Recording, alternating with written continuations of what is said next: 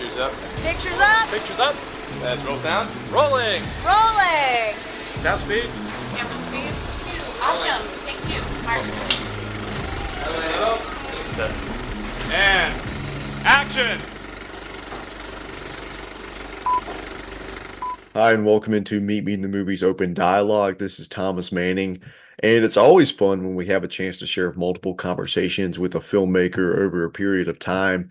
And this is one of those occasions. I'm talking with director Francis Galluppi for the second time about his film, The Last Stop in Yuma County. You can find our first conversation over on Elements of Madness, as well as a great review of the film from Mr. Douglas Davidson. That was back a few months ago during Fantastic Fest. And now, Last Stop in Yuma County, it's getting an official release from Well Go USA Entertainment on May 10th. In this conversation, we dig into some more of the details of the filmmaking of this Western heist crime drama film. We keep it spoiler free. Last Stop is really a stellar feature film directorial debut from Francis, and I'm really glad that more people are going to get a chance to watch it. So hopefully we'll have Francis back on the show again sometime soon. But for now, I'll turn it over to this conversation. Thank you all so much for watching and listening, and I hope you enjoy as we speak with Francis Galluppi about The Last Stop in Yuma County. Cool. Well, Francis, it's great to be speaking with you again about The Last Stop in Yuma County. We previously spoke after its premiere at Fantastic Fest, and now it's been picked up by Well Go USA Entertainment and is going to be getting an official theatrical release. Francis, I'm really excited to be chatting with you again. Awesome, man. Thanks for having me. It's great to see you again. Yeah, of course. And last time we talked a little bit about shooting this film in a single location and how a large part of that was a result of your limited budget and limited resources. So I'd like to dive into that a little bit more and just the dramatic quality of setting a film in a diner, specifically a crime drama film. I think so many of my favorite crime movies make the most of any scene in a diner. Obviously, your filmmakers like Michael Mann and Scorsese and the Coens, they've had some very memorable sequences and settings like that. So in your eyes as a director, what do you think it is about a diner as a location that makes for such dramatic potential? Huh.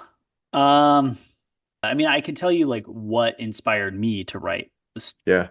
to put it in that setting. I mean, first it was like I found the location, right? It was with my short films, I'd always been writing scripts based on locations that we had access to. So like I had found Four Aces before writing the script, and I was like, fuck, I want to shoot a movie here. It's, it's period. It's really cool. So that was the first thing. But I think like it all stemmed from sort of my background of like, I used to be in a band and we would tour in this, like in my 20s and stuff. So like, I think, looking back, it kind of stemmed from being in these really remote areas and sort of, we would go and walk into these diners as outsiders and everyone would kind of look at us like, who the fuck are you? And, that sort of fish out of water experience. And like, being the neurotic human being that I am, I think like the thought always went through my head, like, are we sort of late to the party? Does everyone in here know something I don't know? You know what I mean? And I think like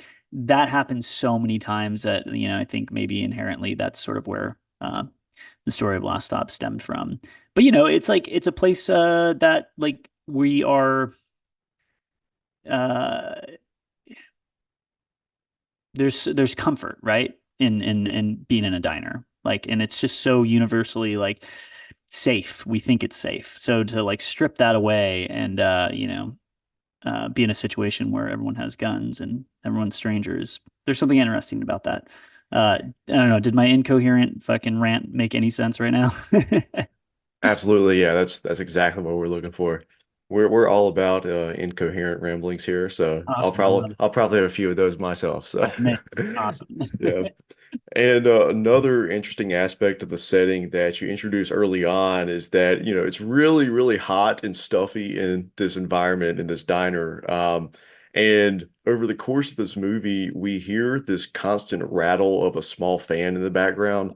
And really just that single rattling sound kind of amps up this apprehension that we're feeling, because as an audience we know this is a hostage situation, but not everybody that's actually, not all the characters within the film even know it's a hostage situation. But Yeah. can you speak a bit more to that sound design choice of that fan and collaborating with your sound crew to craft the tension in that way? Oh God, yeah, that was that was a challenge for sure. I mean, that idea, I think, really, I just ripped it off of 12 Angry Men, right? Like just the idea of this sort of bottleneck thriller with the fan is broken and 12 Angry Men. And it's just like it's such it just adds to the tension so well. So that's where the idea kind of stemmed from.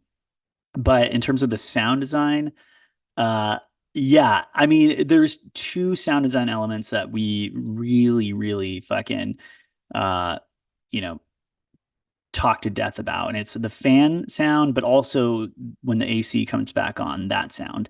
And I went through a lot of different iterations. I think there was even a point where I was like, yeah, it's great, and then I called them back like 2 weeks later, and I was like, we need to revisit this sound.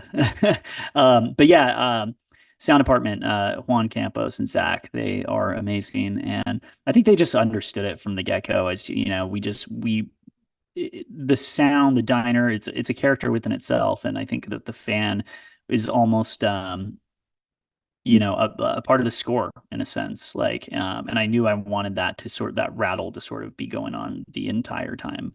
Um, and yeah, I think they killed it. Love those guys. And I'm glad you mentioned the score as well. I definitely want to talk about the work from Matthew Compton. Yeah. He's Amazing. bringing a lot to the table here, and I know you yourself have a background in composing the music for some of your short films. But Yeah. I think last time we talked, you basically said that you'd be more than happy to never score one of your films again after Yeah. seeing the great work that Matthew did here. So. Yeah. Um, so as a director, what were some of your favorite aspects about what he did with the music?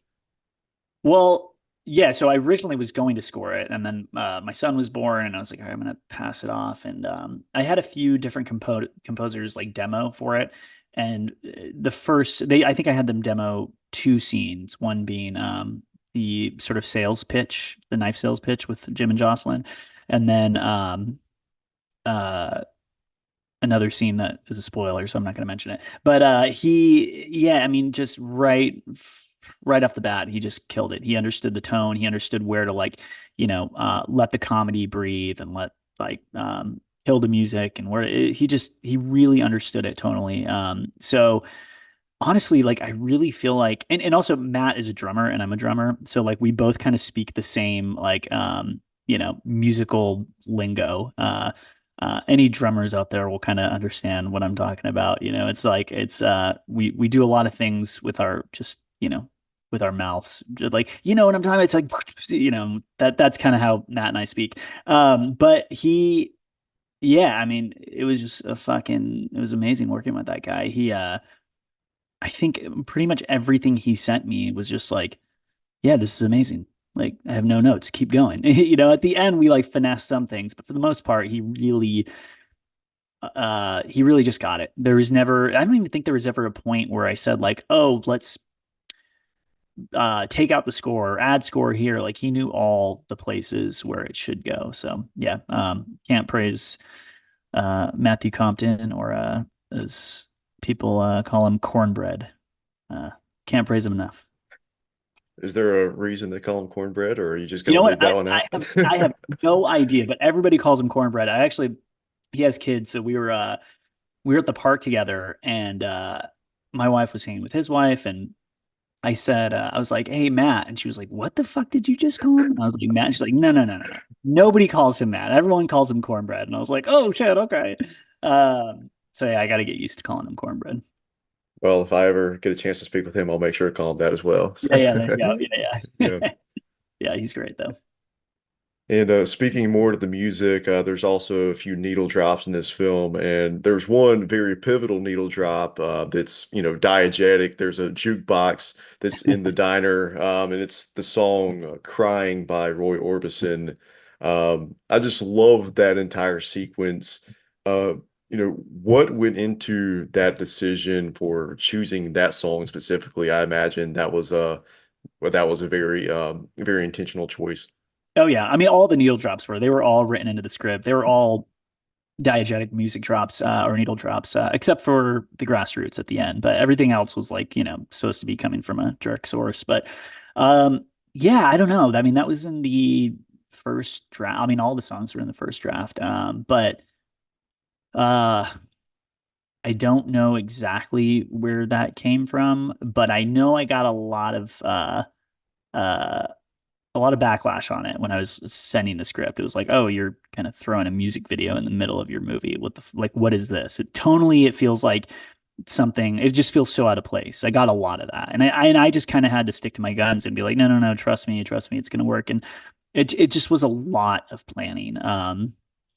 So I mean, I shot that sequence in my living room with just my wife and I on an iPhone, at 120 frames, and like basically just get all the shots, put it into Premiere, start cutting it to the song, and be like, oh fuck, I think I'm missing this or I'm missing that. So it was all very, very intentional and planned. But yeah, I mean, I guess like the idea was just like it's the opposite of like what we typically see in a slow motion scene, which is like the bullet time sequence during the shootout. I wanted the shootout to be like, you know, really fast. I was like, the idea was like, I want to do this whole thing in like 5-6 seconds. But the lead up is what I really wanted to milk. And it was a weird day. It was like, remember my parents came that day. It was the only day they came on set, and it was MOS. Like we're shooting in 120 frames, so like the shots in real time are actually done really fast, right? So if it's like Nick is lighting a cigarette, like he's got to do it double speed, so we get that sort of that look.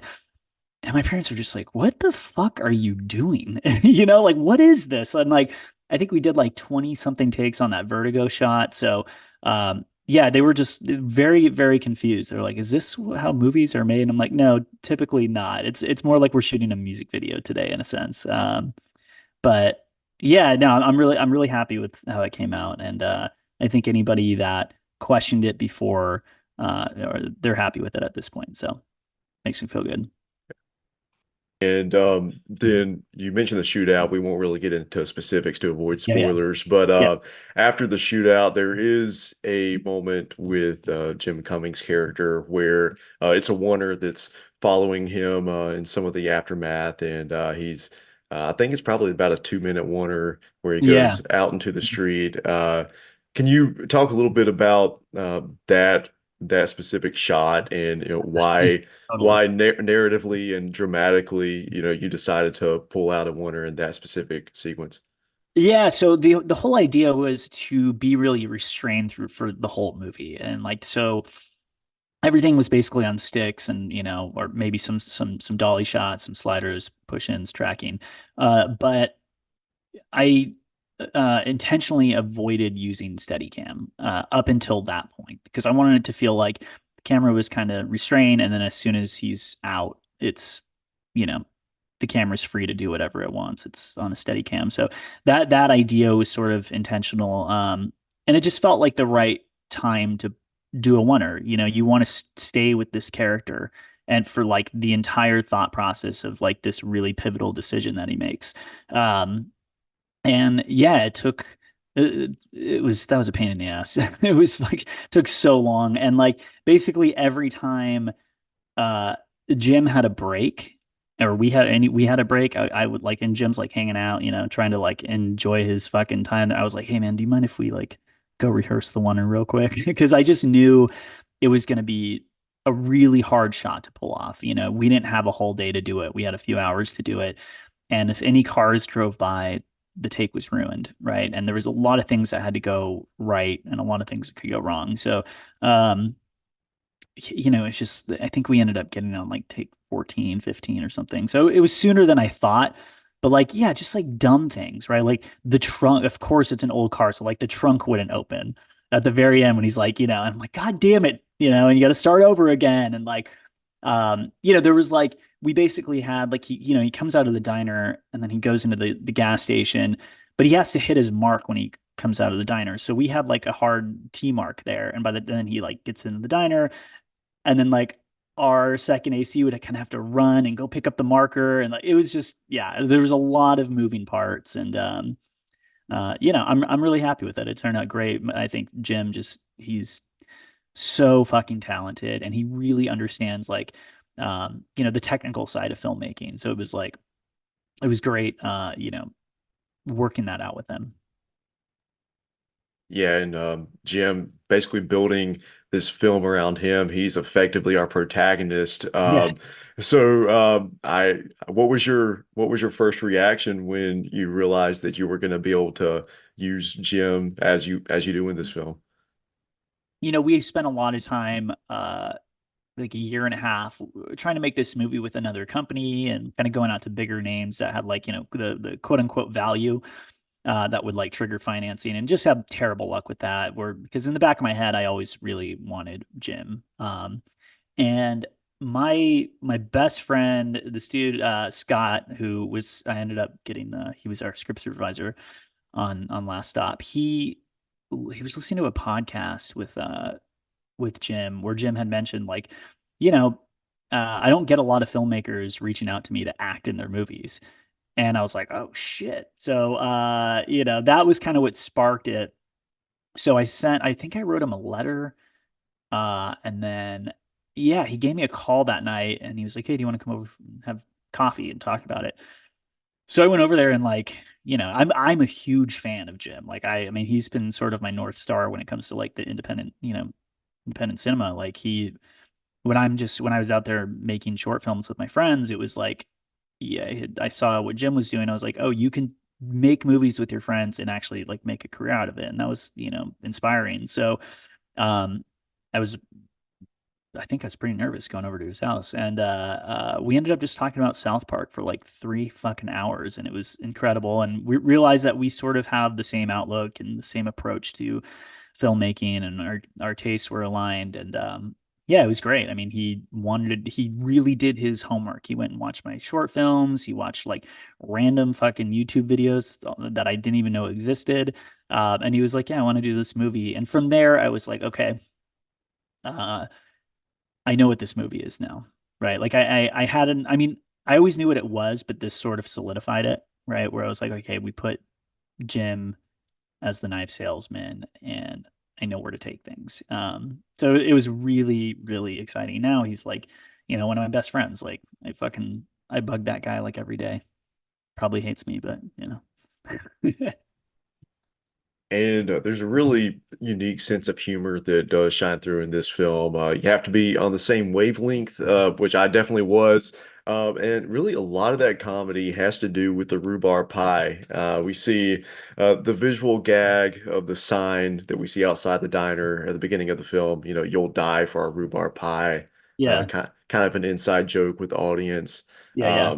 Then later on, there's the part where the Faison Love, he's about to say the title of the movie. Uh, and then we cut to the next shot before he can finish his sentence. And then Yeah. then you see there's the rhubarb pie being placed on the counter right there. So I guess first part of my question, why rhubarb pie in particular? Was that just something random, or was there Oh a no, my mom used to make rhubarb pie okay, all the time okay. growing up. So it was kind of a little love letter to my mom. And like it's there's so many personal things in this script that like when my family watches it, they're like, oh, they're noticing all the things. But yeah, definitely rhubarb pie was for my mom. The last stop, the cutting off the title is that was written into the script. And I do remember I showed Jim and Scott the very first cut of Last Stop, and Jim started laughing so hard at that fucking cutting off the title. I don't even think he remembered that it was in the script. That he was like, "You can't put this in the movie. Like, it's too funny." And it's like it's gonna ruin the next scene or what something like that. I forgot what it was. And then he called me that later that night and he was like, I can't stop thinking about it. Maybe you should leave it in. I was like, oh, I was never gonna take it out, dude. It was always gonna stay there. Yeah, I hope it works. I think like, weirdly enough, I've had some people just be like, I don't get it. And I'm like, what's there to get? I think it's one of those things where it may play at a film festival better than it will like, at your home streaming on iTunes or something, but whatever. I think it's fucking funny. So, and that's why we make movies, right? We make Yeah, movies exactly. ourselves laugh. And like, at the end of the day, I was like wanted to make a movie for my best friends and myself to just kind of laugh at. And Nicholas Logan wearing the Bigfoot for President t-shirt. Is there any story behind that, or was Yeah, definitely. That was written into the script.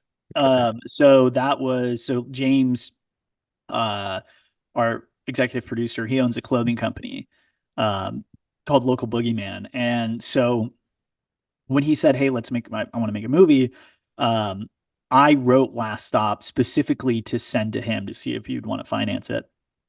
So I was like, "Oh, what better way to, fucking get his attention than to write one of his t-shirts into the script." So that was the one I picked. So it was that shirt has been around on his website for years. And I don't think it's there now, but I'm sure he's going to print some more before the release. So yeah. But I will say that it was totally Nick Logan's idea to make it a crop top. And I will forever be fucking grateful for that decision. He called me late at night. I think he flew in late, and he was in the trailer with our costume designer, and he like had the shirt on, and he was like, "Okay, like this is normal. Or, yeah, I can do this. It's just a normal t-shirt, whatever. There's no, nothing special." Or he like takes off the shirt and he puts on a version of like the crop top was like up to here, like, and I was like, okay, I see what you're saying, but like meet me in the middle, like maybe show a little bit of belly button. Like his version was literally like right below the nipple. So, and I think it's really funny now because he sort of like never let go of Travis, his character. So he actually like wears crop tops now and like cuts off the sleeves. Like if you see him like just, on a regular fucking day, he's dressed like Travis. Yeah. But yeah, Nicholas Logan, he is just he's a character. I love that guy. I saw him in this movie called I Care a Lot. Have you seen that? Oh, I have not, but that's the one with Rosamund Pike, isn't it? Yeah, I on haven't Netflix, seen yeah. it, but yeah. Yeah, I think I was writing the script when I watched that movie, and I saw him and I was like, "Oh my God, this is like that character that I'm writing right now." And so I mean, it was the same thing with pretty much every character in this movie. I sort of had somebody in mind when I was writing. I had Jocelyn in mind from the beginning. I had Rich in mind from the beginning. Sierra McCormick, I had seen her in Vast Night, and I was like, "That's Sybil." Even though it was a completely different character, have you seen The Vast Night? Have you seen that movie? I have not actually. No. Oh man, I highly recommend Yeah, it. okay. It's fucking great. It's like, dude did it for like $1 million, and it is just it's really, really impressive. And Sierra has this oneer in there that's like, it's like a 10-minute oneer where she's on a switchboard, and it blew me the fuck away. Like I was like, yeah. I mean, every time like I had friends come over, I was like, "Hey, you got to watch this scene. Look at this fucking scene," and it's fantastic. So anybody out there listening, watch The Mask Tonight. It's a fantastic movie. I might have to fire that one up myself tonight after your recommendations. Yeah. Yeah. Well, Francis, it's been a blast to talk with you again. I can't thank you enough for your time and on a whim, just hopping on here to talk. Really means a lot that I get to, have conversations with people who obviously love film as much as you. And yeah, so thank you. And I'll let you plug again one more time where and when people are going to get a chance to see The Last Stop in Yuma County. Cool. Awesome. Well, thanks again for having me, man. It's always good seeing you. The Last Stop in Yuma County is playing in theaters May 10th and online, VOD, iTunes, Amazon, all that good stuff. Check it out. Sweet. Well, Cool. we'll check it out then. And thank you so much, Francis, and we'll do it again sometime. Okay, awesome. Thanks so much, man. All right, guys, pictures up. Pictures up. Pictures up. That's roll sound. Rolling. Rolling. Sound speed. Camera speed. Awesome. Take two. And action.